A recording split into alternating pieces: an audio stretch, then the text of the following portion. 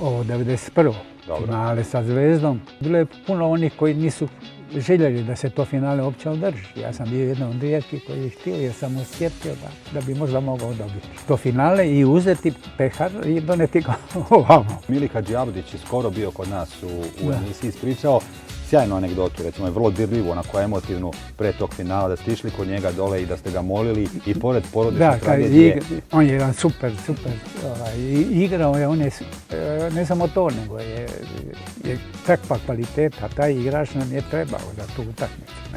Ali recimo bila je jedna osoba koji se zvao Jeslinek Čeh, libero Hajduka. I mene zamoli, za razliku od ovoga, Džabdića, zamoli me da on ne bi tu utakmicu igrao jer uplašio se čovjek, tako dalje. Ja sam onda izvukao Setinova koji skoro 6 mjeseci nije igrao. Ovoga sam maknuo, tako da je to sve skupa se za tu utakmicu uklopilo.